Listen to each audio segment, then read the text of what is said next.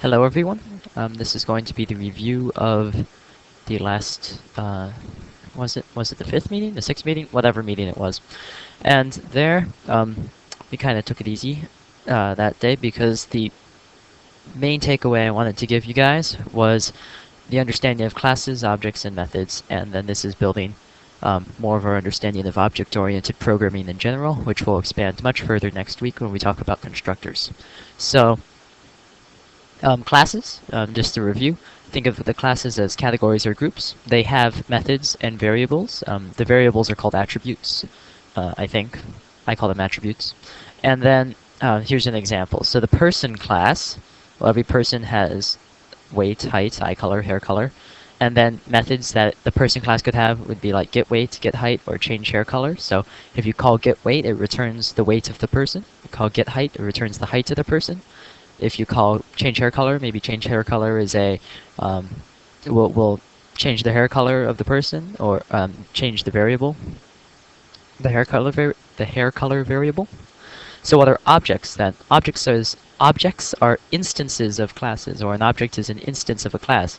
So the person class, there, if we only had the person class, then there could only ever be one person with weight, height, all these attributes and methods. But since we have objects, we can make kind of copies, instances of the person class. So examples for objects would be you, me, your classmates, any other person.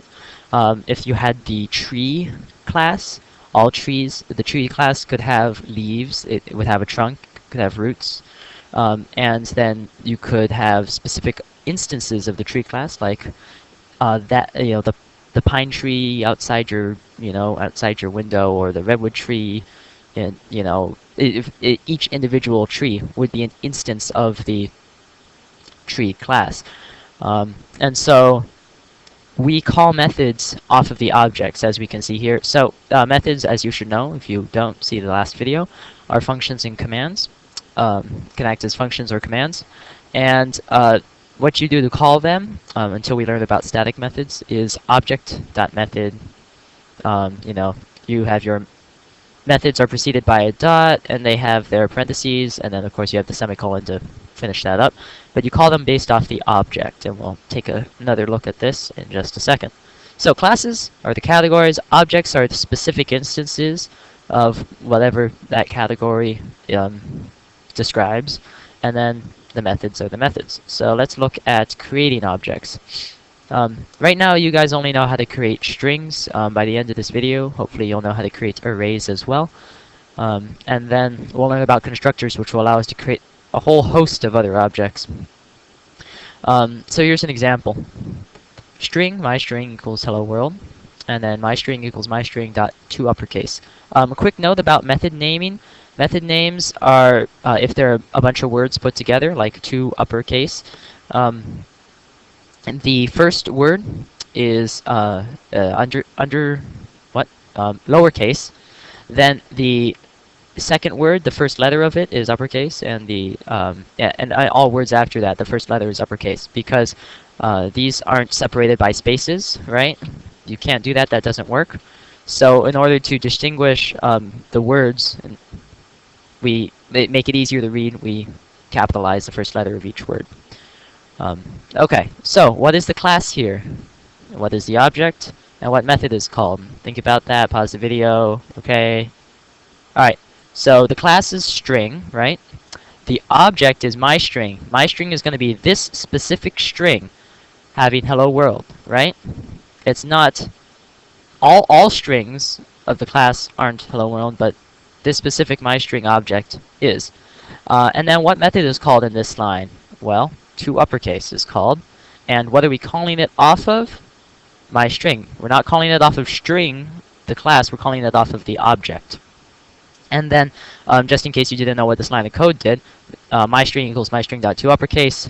MyString is now being set to hello world in caps, like hello world.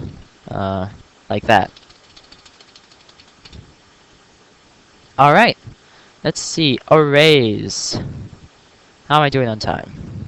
Okay. Arrays, this is a new concept to most of us. If you haven't studied arrays on your own before, this is the first time I'm introducing them, but they're big. And once we learn about constructors, I'll talk about array lists, which basically do the same thing, but I think they're a bit more powerful, and also a bit easier to use, so we can work with that as well once we get there. But you need to know arrays because they're very, very common. So arrays are useful because they can store multiple things. Variables can only store one thing each. So like if you had int I equals 4, you have I, and then that's going to be 4. I can't be 4 and 5 and 6. It can only hold one thing. Arrays, on the other hand, hold multiple things, but of the same type. So integer arrays store integers, string arrays store strings, char arrays store characters, etc., etc. And so this is https://docs.oracle.com/java/docs.oracle.com/java/nuts-and-bolts/arrays.html. That is where I'm going now. And this, I think, is a very good.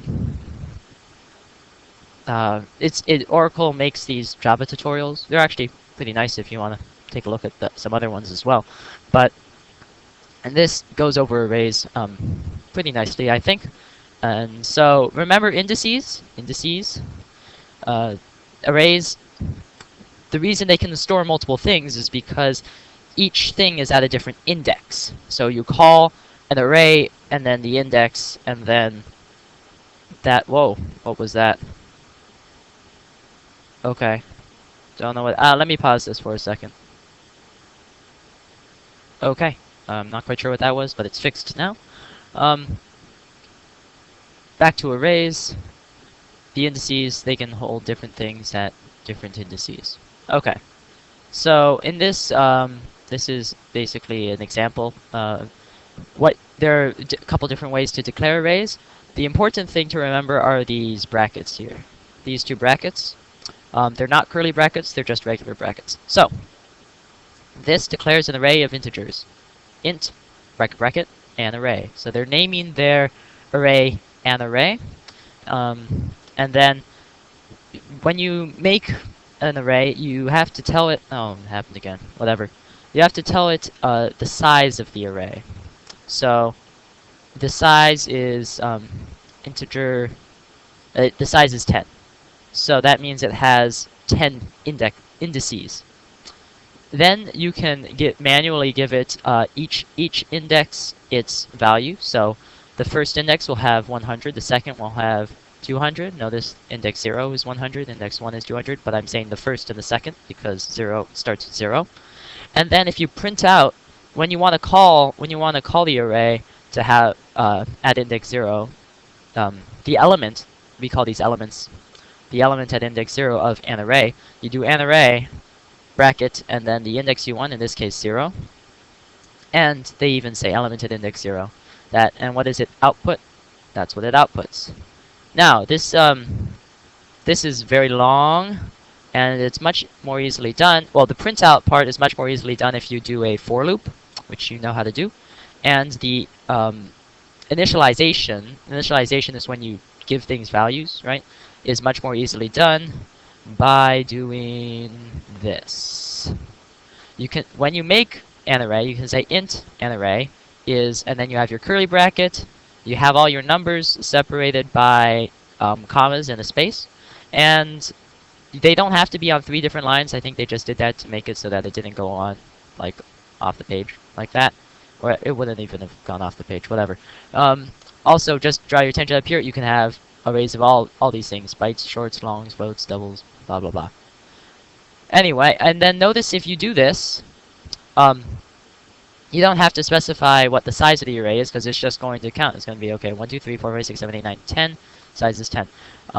With arrays, you can't change the size. So once you have size, you can't add another one off of it. You can't add another one to the end of it. And unlike array lists where you can. Let's see. And then it does some stuff with some methods that we're not going to get into because these are a little bit difficult.